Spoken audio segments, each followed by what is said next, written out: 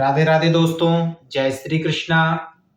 आज हम माँ नर्मदा जयंती पर हमें क्या करना चाहिए जिससे हमारे पापों का विनाश हो और माँ नर्मदा की कृपा प्राप्त हो।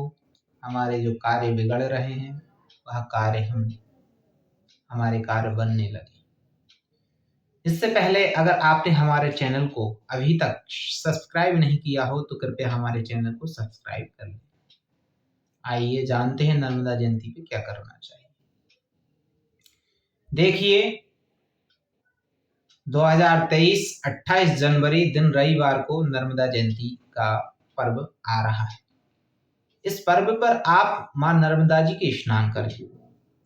इस दिन अनेक नदियों के साथ भगवती गंगा भी नर्मदा जयंती को इस पर्व पर गंगा देवी भी नर्मदा जी में स्नान करने आती हैं, ऐसा पुराणों में आया है। इतनी महिमा नर्मदा के स्नान का महत्व बताइए, इतनी महिमा बताई है नर्मदा जयंती पर स्नान करने की कि स्वयं गंगा देवी जो सबका पाप धोने वाली हैं, पाप नाशनी गंगा भी जिनके यहाँ स्नान करने आती है, ऐसी भगवती नर्मदा जी का स्नान करने से व्यक्ति सभी पापों से मुक्त हो जाता है। लेकिन बात ये ध्यान रखना चाहिए हमें, तीर्थों में जब हम तीर्थों में स्नान करने जाते हैं तो तीर्थों में हमें तीर्थ की महिमा को समझना चाहिए। तीर्थ की महिमा क्या होती है कि तीर्थ में हम कोई गंदगी ना करें। इससे क्या होता है, तीर्थ कलंकित होता है और तीर्थ अगर आप अपने कर्मों से कलंकित करेंगे तो तीर्थ आपको उत्तम फल नहीं देगा, आपके पापों को नाश नहीं करेगा, अपितु आपके ऊपर उल्टा पाप चढ़ जाएगा। तीर्थों में गंदगी नहीं करना चाहिए, अपनी इंद्रियों को कंट्रोल करना चाहिए, अपनी नजरों को कंट्रोल करना चाहिए। कोई स्नान बगल में कर रहा है, इन सभी बातों पर ध्यान देना चाहिए तीर्थों में जब हम स्नान करने जाते हैं। जब तक हम इन बातों पर ध्यान नहीं देंगे, हमारा तीर्थ कल्याण करने में सक्षम नहीं होंगे। वहां तीर्थों के जो रक्षक होते हैं, वह रक्षक हमारा अहित करते हैं, वह रक्षक हमारे घर में क्लेश बाधा उत्पन्न कर देते हैं।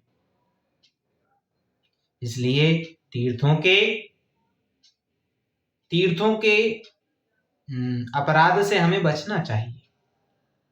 शास्त्र में तो यहाँ कहा गया है, अन्य क्षेत्रे कृतम पापम तीर्थ क्षेत्रे विनश्यति, तीर्थ क्षेत्रे कृतम पापम वज्रलेपा समा भवेत्। शास्त्र कहते हैं कि जो अन्य क्षेत्र में कार्य किया गया हो, तीर्थों से अलग कहीं और पाप हो गया आपसे, तो आप तीर्थों में जाइए, विधिवत शास्त्रोक्त स्नान कीजिए। स्नान करने के बाद फिर आपके पाप समाप्त हो जाएंगे तीर्थों में स्नान करेंगे तो। लेकिन अगर आपने तीर्थों में पाप कर दिया तो वह पाप आपका समाप्त कभी नहीं होगा, वज्रलेप के समान हो जाएगा। वज्रलेप माने कभी नहीं मिटने वाला। इसलिए वज्रलेप रूपी पाप से हमें बचना चाहिए, तीर्थों के अपराध से हमें बचना चाहिए। तीर्थों का अपराध यही है, तीर्थों में गंदगी करना, तीर्थों में अपनी इंद्रियों को कंट्रोल नहीं रखना। तीर्थों में क्या करना चाहिए, तीर्थों में तीर्थों के स्नान और भगवान का भजन। जितना ज्यादा भजन हो सके भगवान का, उतना भजन, पूजन, अर्चन, पाठ आदि करना चाहिए। इससे क्या होता है, इससे तीर्थ आपसे प्रसन्न हो जाते हैं। अगर जैसे नर्मदा जी की हम बात करें तो नर्मदा जी पर जो तीर्थ है, जिस देवता ने वहां पूजन किया है, जैसे हम सूर्य कुंड की बात करें, सूर्य तीर्थ जहाँ पे है, वांद्राभान से थोड़े ऊपर सूर्य कुंड है नर्मदा जी के अंदर। वहां सूर्य देवता से संबंधित अगर आपको उपाय करना हो तो वहां जाके आप उपाय करें। आपका सूर्य खराब हो, आपको प्रसिद्धि प्राप्त नहीं हो रही है, आपकी प्रतिष्ठा नहीं बढ़ रही है। इससे क्या होगा, आपके सूर्य उत्तम हो जाएंगे और आपको प्रसिद्धि और प्रतिष्ठा प्रदान करेंगे। प्रसिद्धि दिलाता है सूर्य, प्रतिष्ठा भी सूर्य ही दिलाते हैं। लोगों में आपकी प्रतिष्ठा, आपका मान सम्मान बढ़े, यह सब सूर्य से देखा जाता है ज्योतिष में। आप इस उपाय को करने से, तीर्थ में उपाय करने से, पूजन करने से आपको अवश्य ही फल की प्राप्ति होगी। सूर्य मंत्र का जाप करें सूर्य तीर्थ में जाके। सूर्य मंत्र कौन सा है? ओम घृणी सूर्याय नमः। क्योंकि यह नर्मदा जयंती, एक तो यह सबसे अच्छी बात है, नर्मदा जयंती रविवार को पड़ रही है। सूर्यवार को ये नर्मदा जयंती पड़ रही है रविवार को। तो आप रविवार सूर्य से संबंधित उपाय करेंगे तो आपको भगवान सूर्य की कृपा प्राप्त हो जाएगी और आपका कल्याण होगा। आप देश में जहां कहीं भी हो आप, लेकिन भारत देश में कहीं भी हो आप, उस दिन नर्मदा जयंती को आपको नर्मदा जी के स्नान करना ही चाहिए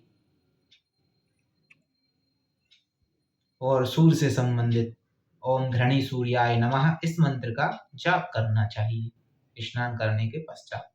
चाहें तो आप अगर सक्षम हैं तो नर्मदा जी के अंदर खड़े खड़े आप इस मंत्र का जाप करें।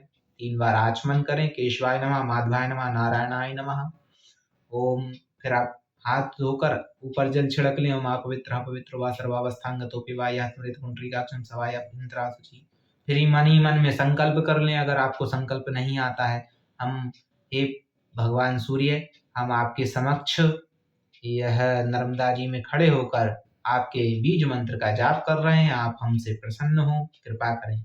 ऐसा संकल्प करके अहम करिष्ये बोल दें, मैं कर रहा हूं, और फिर जाप करें पूर्व दिशा में मुख करके। आपके सूर्य आपसे अवश्य, सूर्य नारायण भगवान आपसे अवश्य ही प्रसन्न होंगे और आपकी कुंडली में जो सूर्य निर्बली है वह निर्बली ग्रह बलित्व को प्राप्त होगा, बलशाली हो जाएगा। और सूर्य बलशाली होने पर व्यक्ति की अपने आप ही समाज में ऐसी प्रतिष्ठा बन जाती है। ये महिमा सूर्य की है। और उपाय है, सायंकाल को दीपदान करना चाहिए। नर्मदा जयंती में दीपदान का बड़ा महत्व है। दीपदान से हमारे पितर जो कहीं नरकों में पड़े हैं या तो यम यातना को जाते हैं, भयंकर घोर अंधकार में वह रहते हैं नरकों में, तो उन्हें उस दीपदान से प्रकाश प्राप्त होता है। दीपदान करने की बहुत महिमा है। घी का दीपदान करें, तेल का दीपदान। सरसों के तेल से संकट मिटते हैं, घी के दीप जलाने से हमारे सुख शांति, घर में समृद्धि बढ़ती है, अनेक प्रकार के लाभ हमें प्राप्त होते हैं। तो आपको स्नान नर्मदा जयंती पे करना चाहिए, दीपदान करना चाहिए, भगवान सूर्य से संबंधित उपाय करने चाहिए।